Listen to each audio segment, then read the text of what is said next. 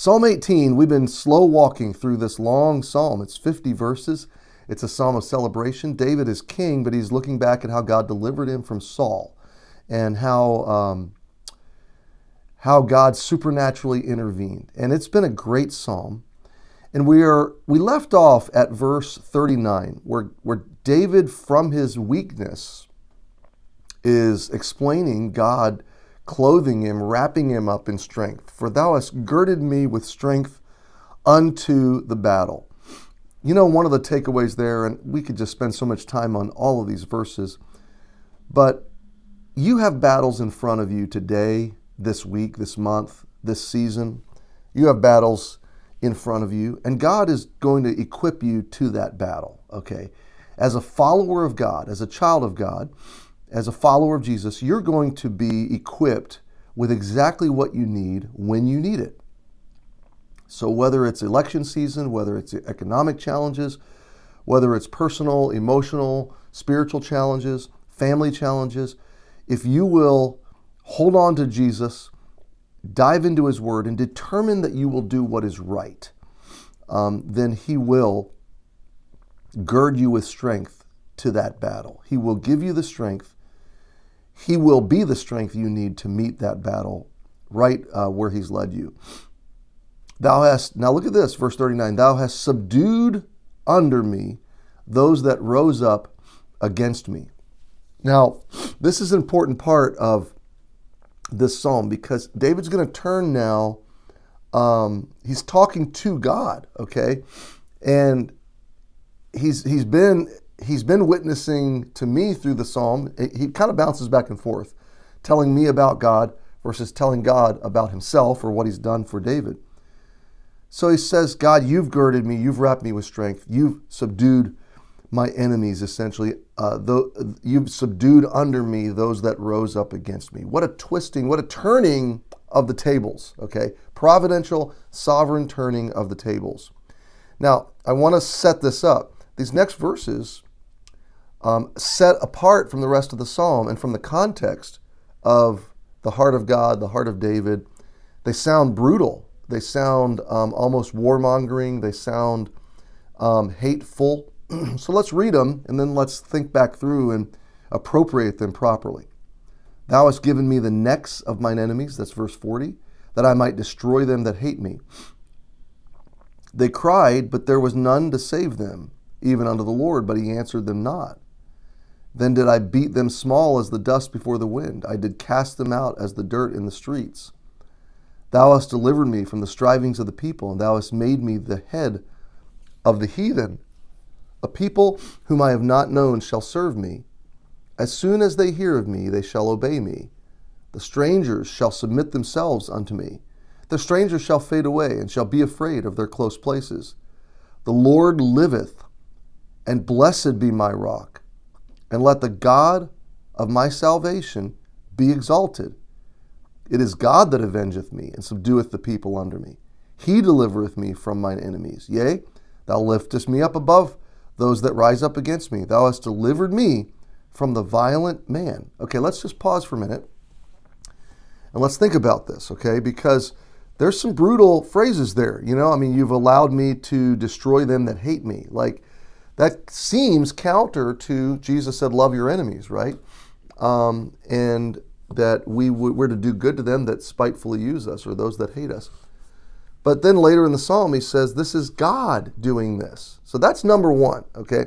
Number one is, if I were just to decide to go out, take matters into my own hands, be my own vengeance, be my own avenger, decide I'm going to take out everybody that's against me, that would be wrong, okay? In my context, that would be wrong. But that's not what David decided to do, okay? David waited patiently on God. David ran, hid, was in exile for 10 years. I mean, this was a long process of him not taking action. And these were providential, sovereign events. These were the acts, the doings of God on behalf of David. And then the raising up of David by God's power, by God's providence, the appointing of David. So, number one, these are God's doings. We have no right to argue with them or even to question them because God did them. And when God decides to take out his enemies. That's God's business. He has every right to do so. And that taking out of God's enemies has been preceded by a long season of God's arms open, saying, come back to me. So before God ever took Saul out, he gave Saul many, many opportunities to turn back to him and to repent. Okay, so this is God taking final action after a long season of unrepentance, which is always God's right to do. So number one, these are God's works. And we don't question God's works. We participate with them. And there's nothing we can do to change them. But especially we don't impose on them some sort of impurity or wrong motive. God's works are always righteous. He always does what's right and just and fair and reasonable. Nobody at the final judgment is going to be able to accuse God of doing anything unjust. So that's number one. Number two, God's the one that elevated David. David's been appointed to serve God's people. So he is a leader, which means he is a servant. And so his primary job as a civil national leader is to protect the people that he's called to love and serve. And so in this sense, this is a civil national leader carrying out his duty, to protect his nation, to bring down his enemies. So David's not simply expanding his territory. He's not nation building. He's not simply just crossing boundaries to defeat people that he has made his enemies. He's not the aggressor. Okay, he's the defender and he's the protector. He is not the one moving into these territories to defeat these people in this situation. Now, if God had told him to do that, that'd be perfectly fine as well. But in this context, David is simply defending the people of God. He's carrying out his mission. He's doing what he's been called and assigned to do by God in engaging his enemies. He didn't want war, but he engaged in the wars that he needed to engage in because he needed to protect his nation. He needed to defend his people. And God gave him the ability to defend his people. And God gave him the ability to subdue those enemies, to bring them under his feet, to bring them into submission to the nation of Israel. And David is celebrating that. He's not glorying in himself. Now that as well would be wrong. Look at me, look how great I am, look at all these things I've accomplished. It sounds in the middle of the psalm that is kind of the tone, but that's not really the tone. And you've got to take the tone of the whole psalm to really capture the heart. He is celebrating, wow, I did this and I did this and I did this, but the only way I could do this is that it was God that girded me with strength. It's God that brought my enemies down. It's God that delivered me. It's God that is the rock and my salvation. It is God that avengeth me, verse 47, and subdueth the people under me. So, number one, these are God's acts that David is celebrating. Number two, this is David's service to his nation that he's carrying out. His protective, kingly, stately responsibilities to bring safety to his nation. And God's enabling him to carry out his mission. There are so many wonderful applications and takeaways here. I've already said the one, that when God brings you into battles, into challenges, he's going to equip you precisely for those challenges, for those battles. He's going to deliver you in his time. Number two, God, your enemies, your challenges, your battles are no problem for God. Okay. When it's time for him to move, when it's time for him to take action, to lead you forward into battle, look out anything that stands against you. Look out armies, look out walls, look out obstacles. All of it's going to fall before God. Another takeaway might be that God in his patience and in his long suffering might be waiting in mercy.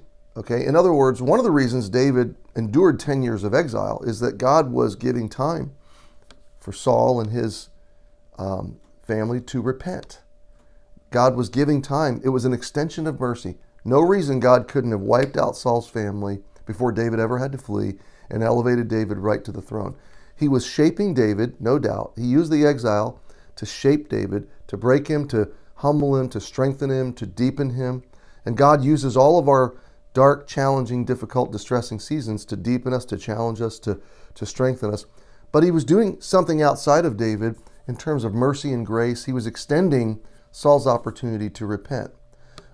But when it was time to take action, God moved. God moved out, and he took action. And David was on track, on target with God, walking in God's strength, carrying out God's mission, God's assignments for him. He was engaging in the fights that God called him to engage in, and he was trusting God to bring down the obstacles, the challenges, even the people that stood in his way. And God will do the same for you and for me, okay? This is all about following God. It's all about celebrating his providential unfolding of a battle, of circumstances and challenges in front of me. And it's about, honestly, the whole psalm is a celebration of one man that decided to navigate his challenges God's way. Instead of just miring down in depression and anger and frustration, he decided, you know what, I'm throwing my whole dependence into God, and I'm going to wait on him. And then God brings cataclysmic circumstances and events that allows strength to rise up in David, and he brings him through all these battles, and his enemies fall, and he comes out victorious, he comes out strong, and then he comes out celebrating. Verse 46, the Lord liveth, and blessed be my rock, and let the God of my salvation be exalted. It is God that avengeth me, and subdueth the people under me. Now, is it okay for just any of us to want people subdued under us? Absolutely not, okay? But this is a king. And this is a man on mission as a king, sent to protect and provide and give a place of safety for his nation. And so in that case, God subdued people, God subdued nations, so that this king could carry out his mission. It's really a powerful passage. It's really a wonderful expression of God's divine vengeance, God's divine authority being exercised on my behalf. And let me just leave it here with you, okay? The authority of the universe. All power, Jesus said, all power is given unto me in heaven and earth. And then he said, I am with you always, even until the ends of the world. So all the authority of heaven is on your side. So press into your challenges, your battles, lean into the changing of seasons, lean into election week, lean into everything that is just threatening you, to tempting you to be discouraged, and all these things. Just lean into it and know that all the forces of heaven have got your back, okay?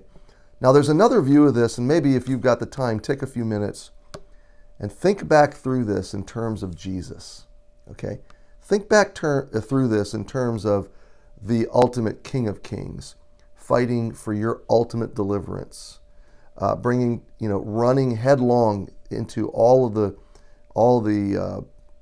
forces of hell, and then Jesus subduing all of your enemies under your feet and lifting you up as his child and subduing all the powers that come against you.